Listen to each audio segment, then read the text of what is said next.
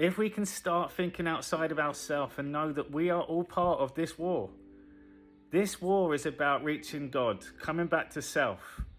And in the process, there's been people trying to stop you from reaching the stars, reaching the heights.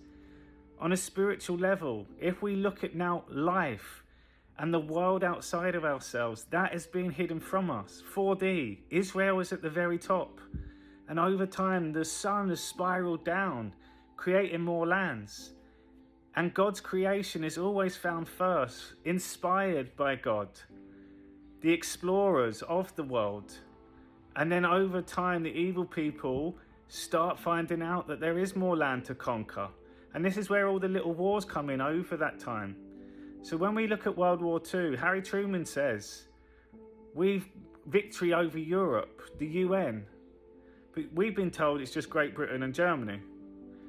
We've been told that the Nazi logo is evil and it's all satanic.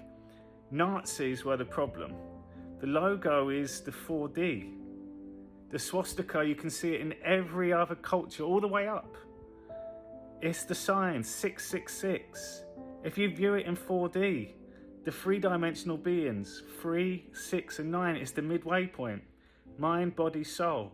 When you spin them, like the sun goes around our earth, our tree of life, you start connecting with the 4 dimensions. The sun is 1, the mind, the yin and yang is 2, the 666 is 3, the swastika is 4. If you look at the stars, that's fill the cup up to the right. It's all up there, people.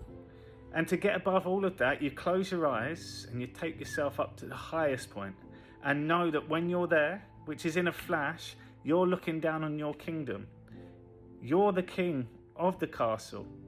It's your story.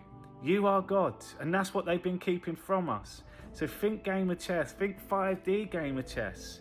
The clues are in plain sight. Get above, look down in your kingdom and see that people are trying to get up close to you. Once you're up there, you choose who comes up to your castle or not. And you'll start seeing when you bring it down to energy, the yin and yang, if it's not love, it's not a truth.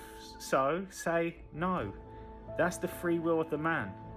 That's what all this is about. So if we look now at the story, Harry Truman has been a big part of this, and we've caught them all in the biggest sting operation ever. It's magical when you can start seeing that we've got a bigger purpose in all of this. And the people that know about the dark and light, the children of the darkness, they know how the occults work in terms of word magic, spells, etc. They put it on us. We are human trafficking victims our whole life. We're born into their system. And they operate as gangs, as corporations, as enterprises, as elites. It goes all the way up to the top. It's a snake wrapped around God's creation. We've cut the head off at the snake.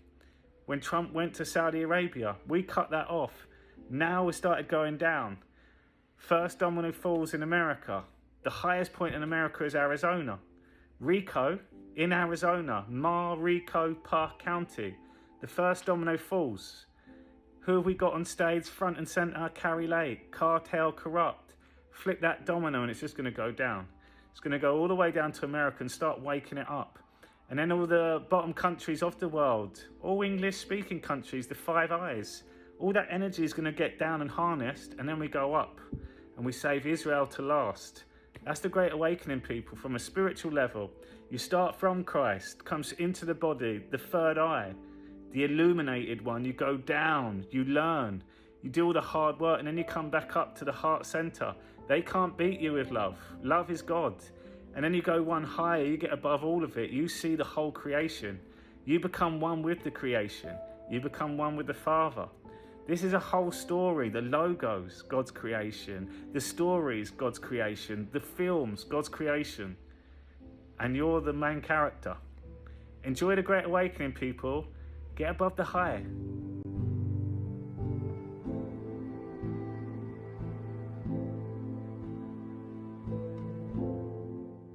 Hour.